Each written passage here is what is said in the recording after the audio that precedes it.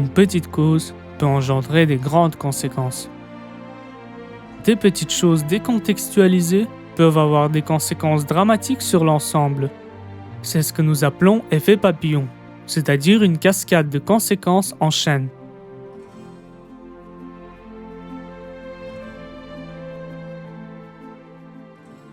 Le même effet peut être observé dans le monde humain. L'homme fait partie intégrante de la nature, et donc ne peut éviter les conséquences s'il ne respecte pas l'équilibre de celles-ci. Notre univers est en mouvement. Il change en permanence. À la seconde de notre existence, notre organisme subit des changements. De nombreuses réactions biochimiques sont mises en route. Pour l'homme moderne, le mouvement physique est simplement indispensable. On peut constater qu'actuellement, le mode de vie d'un citoyen moderne a fortement évolué. Le progrès technologique a libéré l'homme du travail physique. Les tâches à effectuer deviennent de plus en plus mentales. L'individu passe la majorité du temps devant son PC ou sa télévision. Tous ces changements vont forcément créer un impact sur l'état physique et mental de l'individu.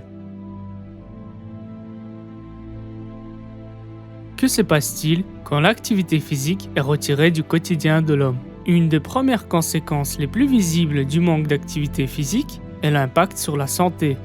De nombreuses maladies sont issues du manque de mouvement. Notamment, on peut citer des problèmes cardiovasculaires qui font résultat de beaucoup de dégâts en Belgique. Les maladies cardiovasculaires représentent la première cause de mortalité dans le pays, en particulier celles liées à l'athérosclérose, provoquant un épaississement de la paroi des artères, diminuant leur calibre interne, gênant la circulation du sang et pouvant aller jusque leur obstruction, empêchant ainsi le flux sanguin d'arriver vers des organes. Ces maladies ont provoqué près de 17 millions de morts en 2011. 80% des Belges ont un taux de cholestérol important. 30 à 40% des citoyens ont une tension artérielle élevée. Parmi ceux-là, une personne sur 5 risque le décès. De plus, les médicaments à base de statine, qui sont censés traiter les maladies cardiovasculaires, n'ont pas été étudiés à long terme. Certains cardiologues confirment que la statine, en plus d'avoir des effets secondaires, favorise le diabète et provoque des troubles cognitifs. Bref, le manque d'activité physique, combiné à la mauvaise alimentation, provoque une catastrophe au niveau de la santé publique, sans parler de l'impact que ça crée sur le budget de l'État.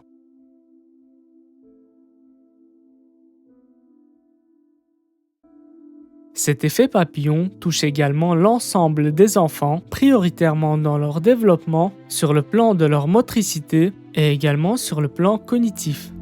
La densité de la population au mètre carré, le manque d'espace vert, la promiscuité dans les appartements, les jeux modernes, le mode alimentaire, le mode de transport, les modes sociaux, le mode éducatif moderne, le modèle industriel et le peu de cas que l'éducation nationale fait du sport à l'école. Toute une série de petites causes vont engendrer des graves conséquences sur la motricité et le développement de l'enfant. On constate ces 20 dernières années une augmentation exponentielle, voire épidémique, des troubles liés au cerveau et une augmentation épidémique d'obésité.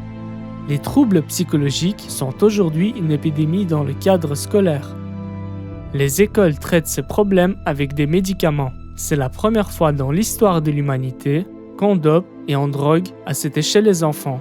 Toutes ces façons de procéder ne règlent en aucun cas le problème, car nous ne connaissons pas les effets de ces médicaments à long terme.